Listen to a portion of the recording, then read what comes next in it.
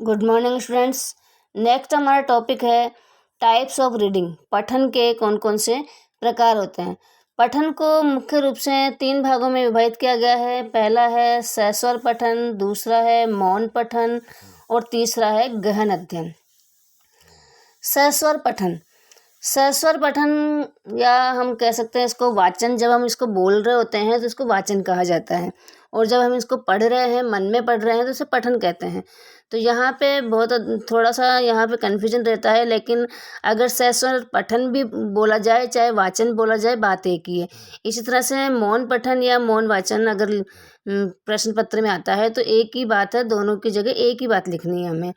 तो यहाँ पे 3 प्रकार बताए हैं, सस्वर पठन, दूसरा मौन पठन और तीसरा है गहन पठन। सस्वर जो पठन है, ये सस्वर पठन इसे भी 2 भागों में डिवाइड किया गया है। पहला है व्यक्तिगत पठन और दूसरा है सामूहिक पठन।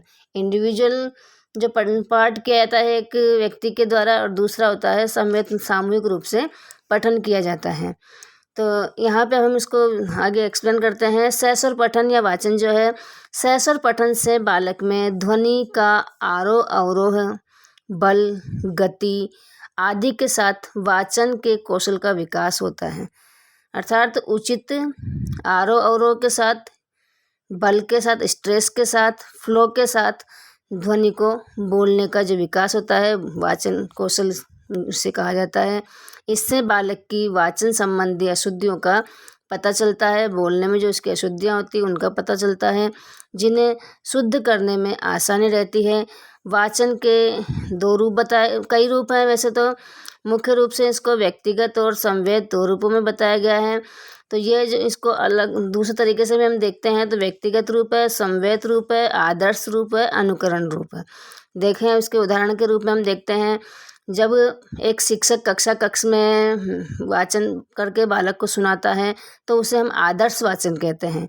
और जब ये आदर्श वाचन जब वह पद्य पाठ में करता है तो उसे हम सस्वर वाचन के रूप में बोलते हैं, उसे वहाँ सस्वर वाचन के रूप में जाना जाता है। और जब वही आदर्श वाचन गद्य पाठ के रूप में करते हैं तो उसे आदर्श वाचन के रूप में बोला जाता है।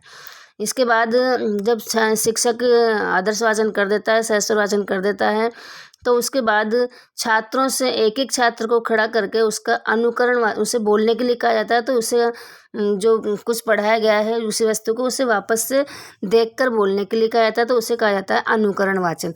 अर्थात छात्र क्या कर रहे हैं यहाँ पे, जो आदर्श वाचन शिक्षक के द्वारा किया गया था तो उसका वह अनुकरण करता है, तो इसे यहाँ पे अनुकरण वाचन कहते हैं।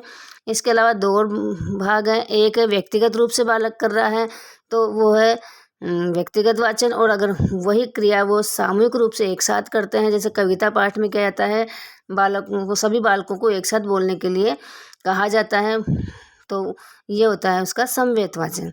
तो इस प्रकार से यहाँ पे प्रकार बताए गए हैं। दूसरा बताया गया है टाइप वाचन का, वह है मौन वाचन या मौन पठन। स्वर रहित वाचन को मौन पठन या वाचन कहा जाता है। इसमें आवाज़ नहीं आती है, ध्वनि रहित होता है ये, मन में, जिसको हम कह सकते हैं मन में पढ़ना। मौन पठन के समय बालक पठित सामग्री के मुख्य भाव को ग्रहण करता है। इसका मुख्य जो उद्देश्य होता है वो होता है कि जो पठित सामग्री, जो भी कुछ कंटेंट पढ़ाया गया है उसका मूल भाव क्या है उसको ग्रहण करने के लिए मौन पठन करवाया जाता है।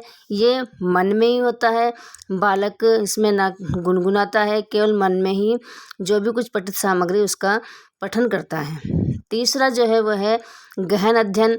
यह सीमित पठन भी कहलाता है। इससे बालक में शीघ्र पढ़कर समझने की शक्ति का विकास होता है।